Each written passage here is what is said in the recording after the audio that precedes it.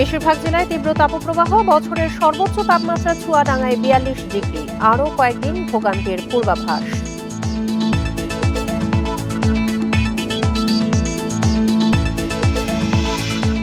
রাজশাহী অঞ্চলে প্রতি বছর পানির স্তর নামছে ১ ফুট পর্যন্ত।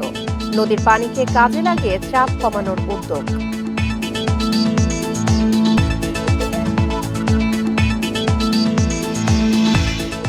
চট্টগ্রামের পোলো গ্রাউন্ডে চলছে বিএনপির তারুণ্যের মহাসমাবেশ। যোগ দিয়েছেন ১১ জেলার প্রায় ৫ লাখ তরুণ।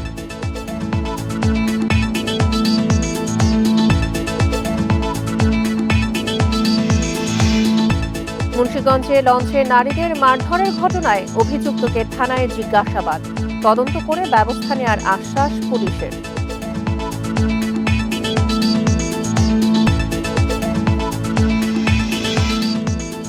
হিমাগারে স্থান না পেয়ে আলু নিয়ে বিপাকে কুমিল্লার চাষি। মজুতদারের কারসাজিতে পথে ঘাটে নষ্ট হচ্ছে কষ্টের ফসল। স্বাগত সমগ্র বাংলাদেশের সঙ্গে আছি সঞ্চারী মজিদতমা। শুনছিলেন শিরোনাম, চলে যাচ্ছে পুরো খবরে। রাজশাহী, চুয়াডাঙ্গা সহ দেশের বেশিরভাগ জেলায় বয়ে যাচ্ছে তীব্র তাপপ্রবাহ। বছরের সর্বোচ্চ তাপমাত্রা রেকর্ড করা হয়েছে চুয়াডাঙ্গায় ৪২ ডিগ্রি সেলসিয়াস। এই তাপমাত্রা আরও কয়েকদিন বাড়ার শঙ্কা আবহাওয়া অফিসের। এরপরই নামতে পারে বৃষ্টি। প্রচণ্ড গরমে হাঁসফাঁস করছেন পথচারীরা ও প্রাণীকুল। ভ্যাপসা গরমের সাথে তীব্র রোদে কষ্টকর হয়ে পড়েছে জনজীবন। চলতি মৌসুমে কয়েকদিন বৃষ্টি হলেও গরমের অনুভূতি থামছেই না। শুক্রবার থেকে তীব্র তাপপ্রবাহ বয়ে যাচ্ছে চুয়াডাঙ্গায়। জরুরি প্রয়োজন ছাড়া মানুষ ঘরের বাইরে যাচ্ছেন না। কাজ করতে হাঁপিয়ে উঠছেন শ্রমজীবীরা।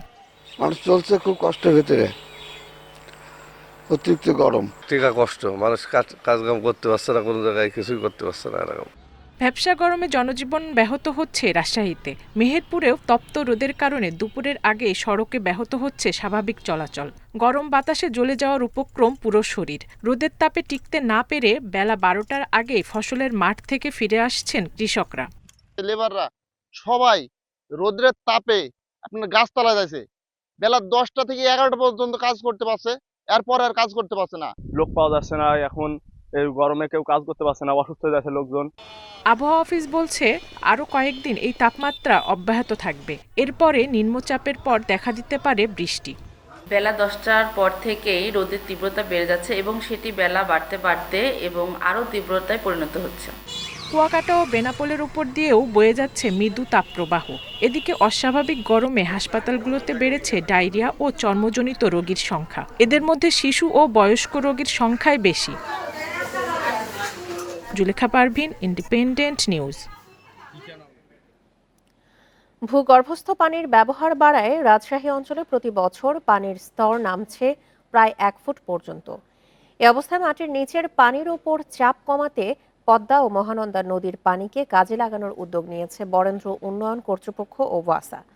প্রকল্প বাস্তবায়ন হলে রাজশাহী মহানগরের পাশাপাশি আশপাশের জেলাতেও কমবে ভূগর্ভস্থ পানির ব্যবহার। খরাপ্রবণ রাজশাহীর বরেন্দ্র অঞ্চলের চাষাবাদ মূলত গভীর নলকূপের উপর নির্ভরশীল। আবাদ করতে গিয়ে বছর জুড়েই হাজার হাজার গভীর নলকূপ দিয়ে চলে সেচ কাজ।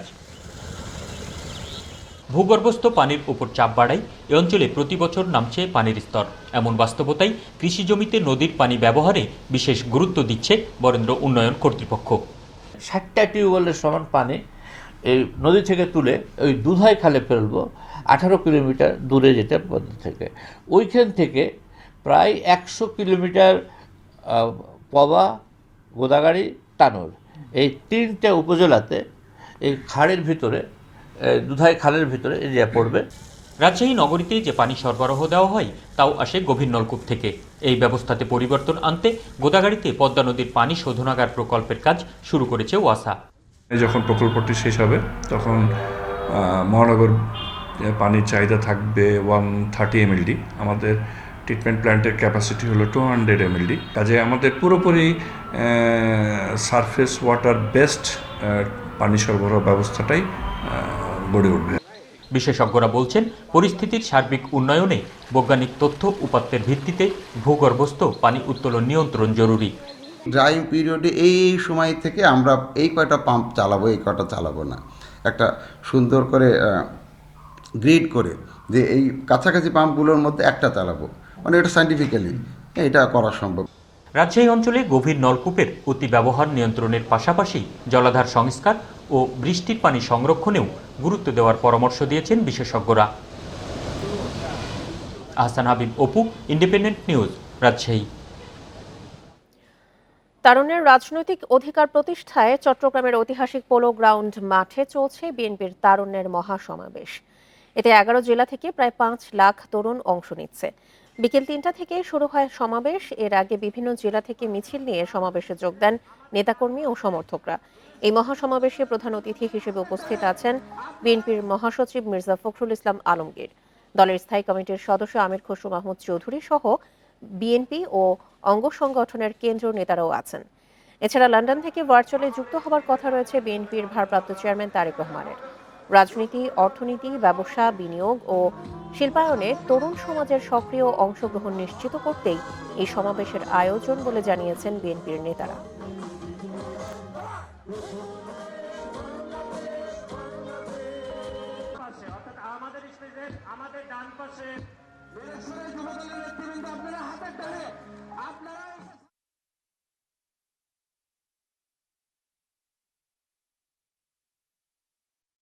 তারেক রহমানের যে রাষ্ট্র কাঠামো মেরামতের যে 31 দফা কর্মসূচিকে সম্পৃক্ত করে আজকে তরুণদেরকে আমরা রাষ্ট্র গঠনে সম্পৃক্ত করতে চাই। আমাদের এই লক্ষ্য তরুণদের, যে তরুণরা একটা সুন্দর বাংলাদেশ গড়াবে, সুন্দর বাংলাদেশ গড়াবে, যেন আমরা বাংলাদেশটাকে এগিয়ে নিয়ে যেতে পারি।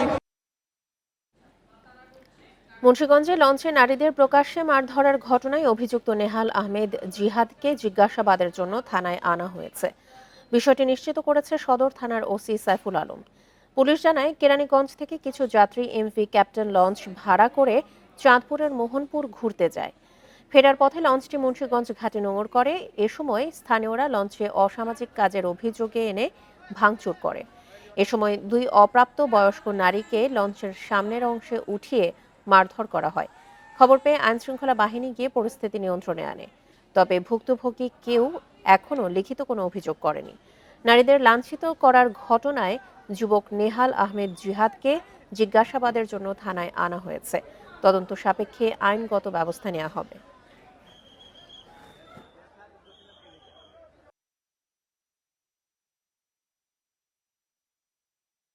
স্থানীয় উত্তেজিত জনতা এবং লঞ্চের লোকজনের মধ্যে মারামারির ঘটনা ঘটে।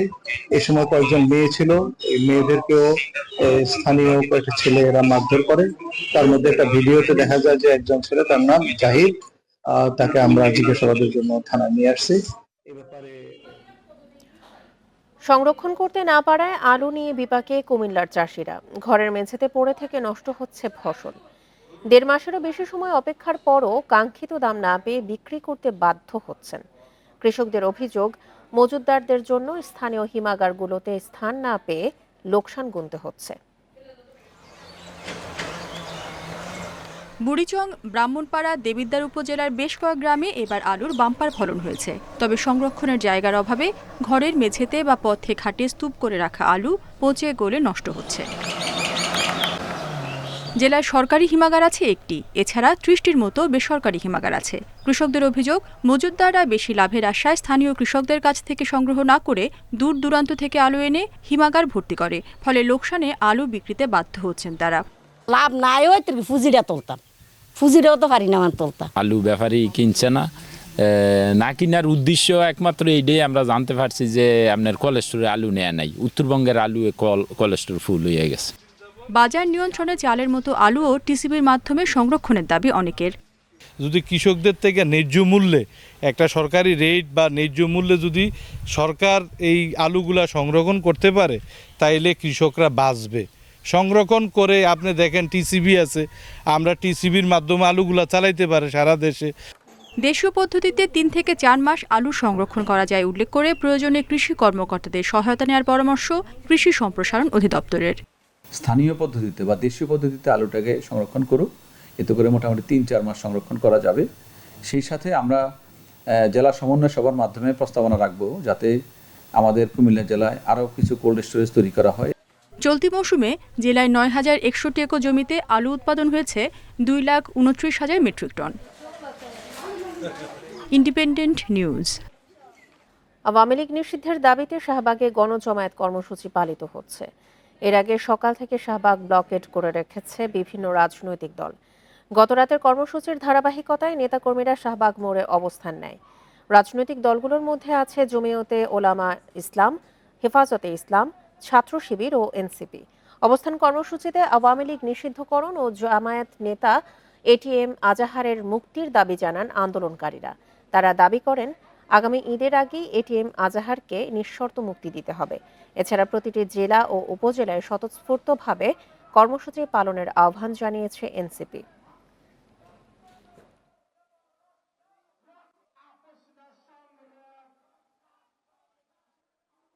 আওয়ামী লীগ নিষিদ্ধ না হওয়া পর্যন্ত আমরা এই ময়দান ছাড়তেছি না।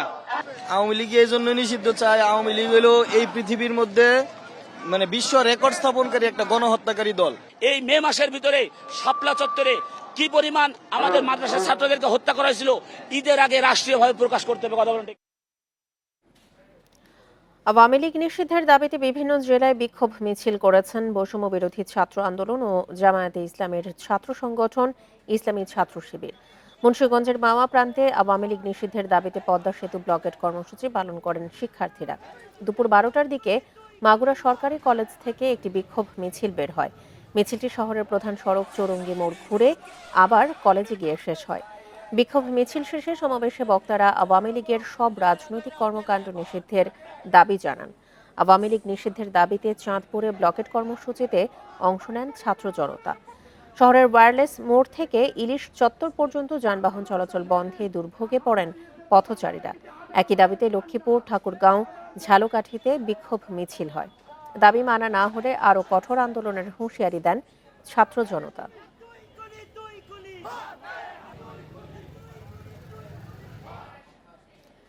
লক্ষ্মীপুরে 4 শিক্ষার্থী হত্যার মামলায় আওয়ামী লীগের 8 নেতাকর্মী গ্রেপ্তার করেছে পুলিশ। গ্রেপ্তারকৃতদের দুপুরে আদালতের মাধ্যমে জেল হাজতে পাঠানো হয়। তারা সবাই জেলা ও সদর উপজেলা আওয়ামী লীগের বিভিন্ন পর্যায়ের নেতাকর্মী। পুলিশ জানায়, গত বছরের 4 অগস্ট শহরের তমিজ মার্কেট এবং মাদাম ব্রিজ এলাকায় বৈষম্য বিরোধী ছাত্র আন্দোলনের কর্মসূচিতে হামলা ও গুলি চালায় আওয়ামী লীগের নেতাকর্মীরা। এসব ঘটনায় দায়ের করা 4টি মামলায় গ্রেপ্তার করা হয় 8 জনকে। এদিকে নাটোরের নলডাঙ্গার সাবেক পৌর মেয়র ও পৌর আওয়ামী লীগের সাধারণ সম্পাদক মনিরুজ্জামান মনিরকে গ্রেপ্তার করেছে পুলিশ। শুক্রবার রাত 2টার দিকে নিজ বাড়ি থেকে তাকে গ্রেপ্তার করা হয়।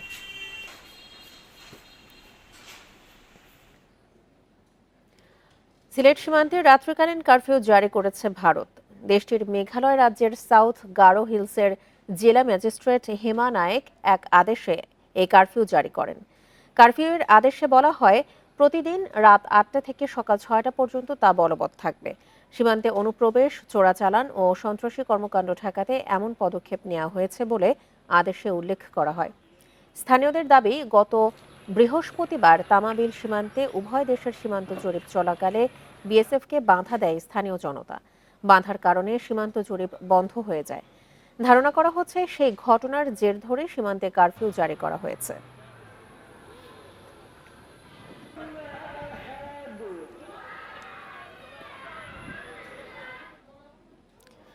গাজীপুরের শ্রীপুরে ফুটবল খেলা নিয়ে বিরোধের জেরে ছুরিকাঘাতে স্কুল ছাত্র নিহত হয়েছেন। শুক্রবার রাত 10টার দিকে পৌরসভার 3 নম্বর ওয়ার্ডের লোহাগাছ এলাকায় এই হত্যার ঘটনা ঘটে। এই ঘটনায় একজনকে গ্রেপ্তার করা হয়েছে। নিহত জয় হাসান শ্রীপুর টেক্সটাইল ইঞ্জিনিয়ারিং স্কুলের 10ম শ্রেণীর শিক্ষার্থী। প্রত্যক্ষদর্শী ও নিহতের স্বজনদের অভিযোগ, শুক্রবার বিকেল 4টার দিকে স্থানীয় সরকার মাঠে ফুটবল খেলছিলেন জয় সহ তার বন্ধুরা। এ সময় মাদকাসক্ত মোজাম্মেল হক নামে এক যুবক রামদা হাতে নিয়ে তাদের বন্ধু জুনায়েদকে হুমকি দেয়। পরে জয় প্রতিবাদ করে। এর জেরেই মোজাম্মেল হক ধারালো ছুরি দিয়ে জয়কে আঘাত করে। তাকে উদ্ধার করে হাসপাতালে নেওয়া হলে চিকিৎসাধীন অবস্থায় তার মৃত্যু হয়।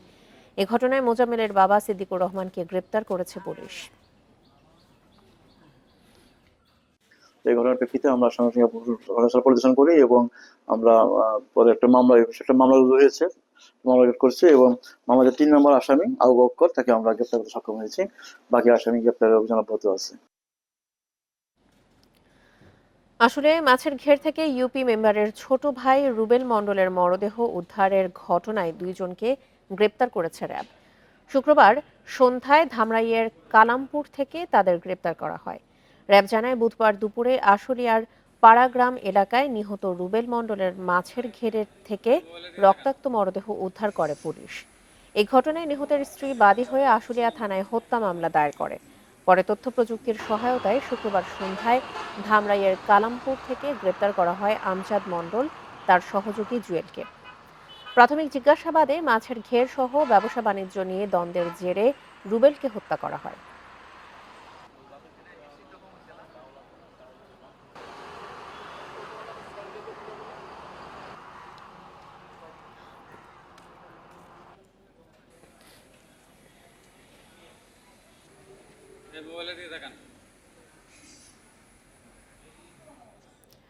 চট্টগ্রামের ঐতিহাসিক পোলো গ্রাউন্ড মাঠে চলছে বিএনপির তারুণ্যের মহাসমাবেশ। এই নিয়ে আরো জানাতে সেখান থেকে যোগ দিচ্ছেন আমাদের সহকর্মী আব্দুল্লাহ রাকিব। রাকিব, এই মুহূর্তে মহাসমাবেশে কি অবস্থা, কি আয়োজন দেখতে পাচ্ছেন? আর বিএনপির ভারপ্রাপ্ত চেয়ারম্যান তারেক রহমানের যোগ দেওয়ার কথা ছিল, কখন তিনি যোগ দেবেন?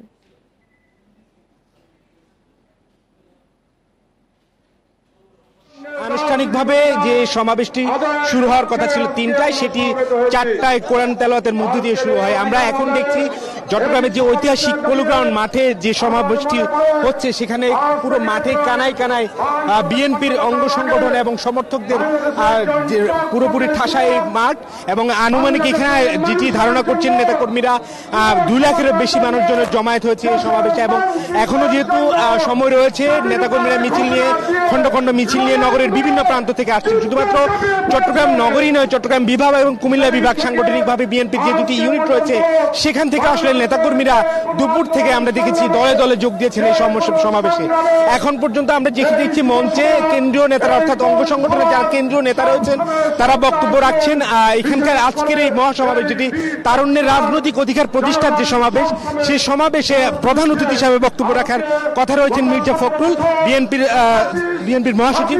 এছাড়া আর বিএনপির চেয়ারপারসন তারেক জিয়া, তিনি ভার্চুয়ালি লন্ডন থেকে যুক্ত হওয়ার কথা রয়েছে। যদিও এখানকার কিভাবে যুক্ত হবেন সেই ব্যবস্থা আমরা দেখিনি, অর্থাৎ হয়তোবা উনি অডিও মাধ্যমে এখানকার যারা নেতাকর্মী আছে তাদের উদ্দেশ্যে দিক নির্দেশনামূলক বক্তব্য রাখবেন। তবে এখানকার আয়োজকরা যারা রয়েছেন, বিশেষ করে ছাত্র দল, স্বেচ্ছাসেবক দল সহ যুব দলের যারা নেতারা রয়েছেন কেন্দ্রীয়, তারা বলছেন মূলত 1 কোটি যে তরুণ ভোটার রয়েছে, সেই তরুণ ভোটারদেরকে আকৃষ্ট করতে এবং আগামী বাংলাদেশ রাষ্ট্র নির্মাণে তরুণদেরকে প্রতিনিধিত্ব নিশ্চিত করার জন্য এই সমাবেশের আয়োজন করা হয়েছে। এবং এই সমাবেশের মধ্যে দিয়ে বিএনপির যে রাষ্ট্র মেরামতের যে 31 দফা কর্মসূচি ঘোষণা করেছিলেন বিএনপির ভারপ্রাপ্ত চেয়ারম্যান তারেক জিয়া, তিনি তার সেই 31 দফার বাস্তবায়ন আসলে তারুণ্যের মাঝে ছড়িয়ে দিতে এই মহাসমাবেশের আয়োজন করা হচ্ছে। এবং এখন পর্যন্ত কেন্দ্রীয় নেতারা বক্তব্য রাখছেন, তারা নেতাকর্মীদের উদ্দেশ্যে যে দিক নির্দেশনামূলক বক্তব্য এবং আগামী যে নির্বাচন কেন্দ্রিক বিএনপির রাজনীতি এবং সেই রাজনীতিতে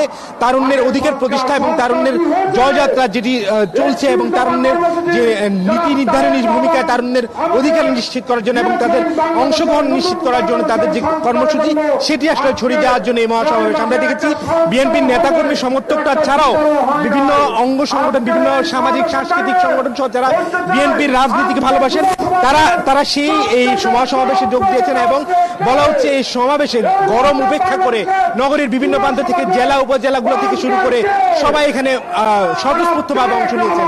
এখন পর্যন্ত কেন্দ্রীয় নেতারা বক্তব্য রাখছেন এবং এখানকার উদ্যমী নেতাকর্মীরা সেই বক্তব্য শুনছেন, আমরা এখানে দেখছি এতটুকু। চট্টগ্রাম থেকে বিএনপির তারুণ্যের মহাসমাবেশের আয়োজন নিয়ে জানাচ্ছিলেন আমাদের সহকর্মী আব্দুল্লাহ রাকিব। দেশের 32টি স্থানে এবছর পরিযায়ী পাখি এসেছে প্রায় 1.5 লাখ। তবে টাঙ্গুয়ার হাওরে আশঙ্কাজনক হারে পাখি কমেছে। সেখানে প্রতি বছর প্রায় 1.5 লাখের বেশি পাখি আসলেও এবছর এসেছে মাত্র 22,000। গবেষকরা বলছেন 3 দশকের মধ্যে সবচেয়ে কম পরিযায়ী পাখি এসেছে এবার। জলাভূমিতে অতিরিক্ত গোচারণ, হাঁস চাষ ও মাছ শিকারকে এর কারণ বলছেন গবেষকরা। দেশের সবচেয়ে বেশি পরিযায়ী পাখি সমাবেশ দেখা যায় সুনামগঞ্জের টাঙ্গুয়ার হাওরে। পিয়ং, লালমাথা ভূতিহাঁস, পাতিকুট পাখি, বৈকাল তিলি ও ফুলুরি হাঁসই বেশি আসে এখানে। এবছর টাঙ্গুয়ার হাওরে এসেছে 22,500 পরিযায়ী পাখি, অথচ আগের বছরও ছিল প্রায় 1.5 লাখ। প্রতি বছর দেশের ৩২টি স্থানে পাখি গণনা হয়। এর মধ্যে রয়েছে হাকালুকি, পাইকারবিল, উপকূলীয় এলাকা, দমারচর, সোনাদিয়া, ভোলা ও সুন্দরবন। গবেষকেরা বলছেন, জলচর এই পাখির আশ্রয় ও খাবারের এলাকায় বেড়েছে নানামুখী সংকট। 1992 সালের পর থেকে এই বছর সবচেয়ে কম পাখি আমরা পেয়েছি। চায়না দুয়ারি জাল এবং অন্যান্য জালের ব্যবহার এত বেশি হয়েছে এবং হাওরে অনেক ফিশারম্যান ছিল। এই ধরনের একটা ডিস্টারবেন্স গোচারণ ভূমিটা হয়েছে টাঙ্গুয়ার হাওরে, এটাও অনেক বড় আমাদের ক্ষতির কারণ। জলাভূমি নির্ভর প্রাণী রক্ষায় রাজশাহীতে 2টি উপজেলায় 2টি বিল সংরক্ষিত ঘোষণা করেছে সরকার। গোদাগাড়ির বিলভালা এবং তানোরের বিলজুয়ানার জলাভূমি পরিযায়ী পাখি ও বন্যপ্রাণীদের জন্য সংরক্ষিত। প্রতিটি জলাভূমি এই মুহূর্তে সংকটাপন্ন অবস্থায় আছে, যেগুলো প্রাকৃতিক জলাভূমি। এই জলাভূমিগুলোকে এখন সংরক্ষণের জন্য সরকারিভাবে তো পদক্ষেপ নিতেই হবে, পাশাপাশি স্থানীয় জনগণকেও সেখানে সম্পৃক্ত করতে হবে এবং তাদেরকে বোঝাতে হবে পাখি সংরক্ষণ কতটা গুরুত্বপূর্ণ। দেশে প্রায় 732 প্রজাতির পাখির দেখা মেলে, এর মধ্যে 320 প্রজাতির পরিযায়ী। প্রতি বছর শীত শুরুর আগে অক্টোবর থেকে খাবারের সন্ধান এবং বংশবৃদ্ধির জন্য হাজারো মাইল পাড়ি দিয়ে আসতে শুরু করে এই পরিযায়ী পাখি। Shahriar Anirban, independent news, Dhaka. ফরিদপুরের সালথায় আকিকার মাংস ভাগাভাগি নিয়ে 2 গ্রামবাসীর মধ্যে সংঘর্ষে অন্তত 15 জন আহত হয়েছেন। এ সময় বেশ কয়েকটি বাড়িঘর ভাঙচুর ও লুটপাটের ঘটনাও ঘটে। পুলিশ ও স্থানীয়রা জানান, শুক্রবার রাতে রাঙ্গারদিয়া গ্রামের নান্নু মেম্বারের সমর্থক উজ্জ্বল মোল্লার সাথে জালাল মাতুব্বরের সমর্থক ফারুক মোল্লার আকিকার মাংস ভাগাভাগি নিয়ে কথা কাটাকাটি ও হাতাহাতির ঘটনা ঘটে। এর জেরে সকালে ফের সংঘর্ষ বাধে। এ সময় উভয় পক্ষের 25 বাড়িতে ভাঙচুর ও লুটপাটও হয়। খবর পেয়ে সালথা থানা পুলিশ ও সেনাবাহিনী ঘটনাস্থলে গিয়ে পরিস্থিতি নিয়ন্ত্রণে আনে। এলাকায় অতিরিক্ত পুলিশ মোতায়েন করা আছে।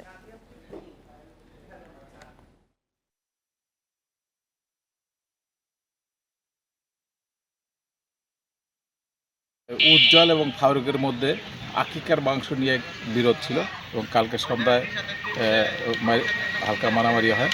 সেই ঘটনাকে কেন্দ্র করে অর্ধ সকাল 7 ঘটিকার সময় উভয় পক্ষ দেশের সংঘর্ষে লিপ্ত হয়। খাগড়াছড়িতে নানা আয়োজনে বৌদ্ধ ধর্মাবলম্বীদের পবিত্র ধর্মীয় উৎসব বুদ্ধ পূর্ণিমা পালিত হচ্ছে। সকাল 7:30টায় দীঘিনালার মাইনি ভ্যালিতে বেলুন উড়িয়ে বর্ণাঢ্যমঙ্গল শোভাযাত্রা বের করে পার্বত্য ভিক্ষু সংঘ। শোভাযাত্রাটি শান্তিপুরের মৈত্রী বিহারে গিয়ে শেষ হয়। বিভিন্ন বৌদ্ধ মন্দিরে ধর্মীয় আলোচনা সভার আয়োজন করা হয়। এছাড়া বিভিন্ন বিহারে পুণ্যার্থীরা প্রদীপ প্রজ্বলন, বুদ্ধ পূজা, পিণ্ডদান, পঞ্চশীল প্রার্থনা, শঙ্খদান, অষ্টপরিষ্কার দান, বুদ্ধ মূর্তি দান করে। এ সময় বাংলাদেশ সহ পুরো বিশ্বের শান্তি ও মঙ্গল কামনা করা হয়। রাঙামাটিতেও ধর্মীয় শোভাযাত্রা করেছে বৌদ্ধ ধর্মাবলম্বীরা। রাঙামাটি পৌরসভা মাঠ থেকে আনন্দ বিহার পর্যন্ত এই শোভাযাত্রা অনুষ্ঠিত হয়। অনুষ্ঠানে পুণ্যার্থীদের উদ্দেশ্যে পঞ্চশীল প্রদান করেন প্রজ্ঞানন্দ মহাথেরো। বুদ্ধের অহিংসা বাণী সমগ্র বিশ্বে যদি ছড়িয়ে পড়ে, তাহলে আমাদের সমস্ত হানাহানি, মারামারি, বিশ্বে যে অশান্তি, অরাজকতা, এগুলা বিলুপ্ত হবে বা অনেকটা কমে যাবে। ইলেকট্রনিক মিডিয়া মার্কেটিং অ্যাসোসিয়েশন ইমার আয়োজনে কক্সবাজারে একটি উদ্যমপূর্ণ কর্মশালা ও নেটওয়ার্কিং অনুষ্ঠান সম্পন্ন হয়েছে। 8 থেকে 10 মে পর্যন্ত 3 দিনব্যাপী এই অনুষ্ঠানে দেশের বিভিন্ন টেলিভিশন চ্যানেলের মার্কেটিং পেশাজীবী, উদ্যোক্তা ও বিশেষজ্ঞরা অংশ নেন। ইভেন্টে পেশাদার নেটওয়ার্কিং গড়ে তোলা, কোভিড পরবর্তী বিপণন কৌশল নিয়ে আলোচনা এবং সৃজনশীল কর্মশালার মাধ্যমে অংশগ্রহণকারীদের জ্ঞান ও অভিজ্ঞতা বিনিময় করা হয়। ইমার সভাপতি আনিসুর রহমান তারেক বলেন, এই অনুষ্ঠান শুধু পেশাদারিত্বই নয়, সম্পর্ক ও সহযোগিতার নতুন দিগন্ত খুলে দিয়েছে। ইভেন্টের সূচনা হয় 8 মে রাতে Rajarbagh green line bus depot থেকে যাত্রার মাধ্যমে।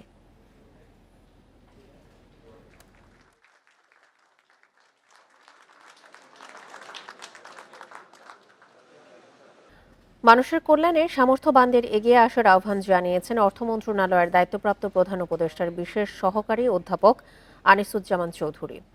সকালে চট্টগ্রামের রাউজান ক্লাব পরিদর্শন ও সেলাই মেশিন এবং ঢেউটিন বিতরণ অনুষ্ঠানে তিনি কথা বলেন। তিনি বলেন, দেশের মানুষের মধ্যে যে বন্ধন রয়েছে তা যেন ধরে রাখতে হবে। ধর্মীয় কোনো বিভাজনের মাধ্যমে তা যেন নষ্ট না হয়, সেজন্য সবাইকে সতর্ক থাকতে হবে। এ সময় ক্লাবের প্রতিষ্ঠাতা সভাপতি সহ অন্যান্য কর্মকর্তারা প্রধান উপদেষ্টার বিশেষ সহকারীকে ক্লাব ও রাউজানের সার্বিক বিষয়ে অবহিত করেন। পরিদর্শনকালে রাউজান উপজেলা নির্বাহী কর্মকর্তা ও থানার ভারপ্রাপ্ত কর্মকর্তা উপস্থিত ছিলেন।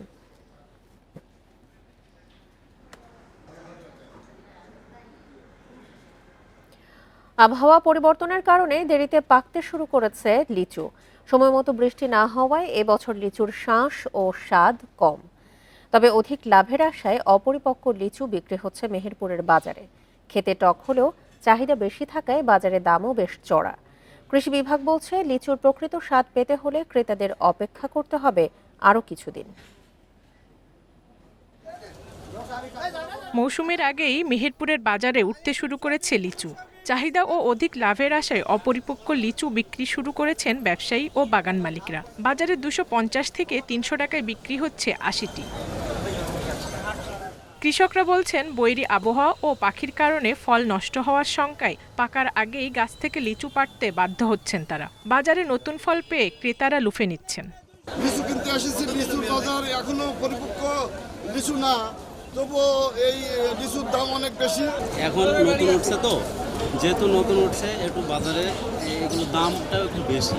আবহাওয়া ভালো না, বৃষ্টি নাই মাগে, এজন্য লিচু নষ্ট হয়ে যাচ্ছে, স্পট পড়ছে, এজন্য আমরা বেচতে বাধ্য। কৃষি বিভাগ বলছে, লিচুর প্রকৃত স্বাদ পেতে ক্রেতাদের আরও কিছুদিন অপেক্ষা করতে হবে। তবে কিছু অসাধু ব্যবসায়ী বাড়তি লাভের আশায় অপরিপক্ক লিচু বাজারজাত করছেন। বাগান মালিক অপরিপক্ক লিচু বেশি দামের আশায় বাজারজাত করছেন।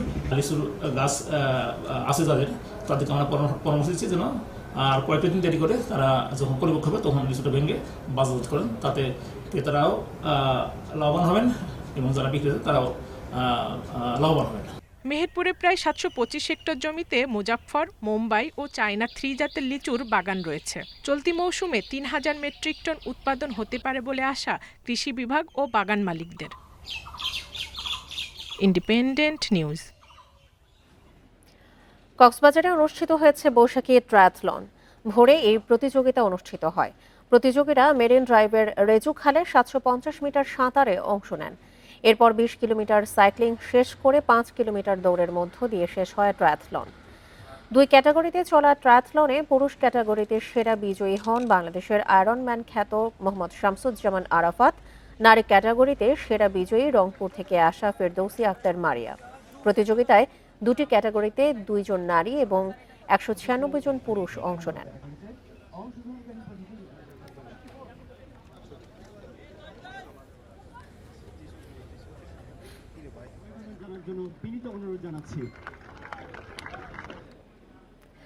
আর এই ছিল আজকের মতো সমগ্র বাংলাদেশে। ইন্ডিপেন্ডেন্ট টেলিভিশনের সব খবর আরো বিস্তারিত জানতে চোখ রাখুন ফেসবুক, ইউটিউব এবং এক্সে। ধন্যবাদ সবাইকে। আমন্ত্রণ পরের আয়োজনে।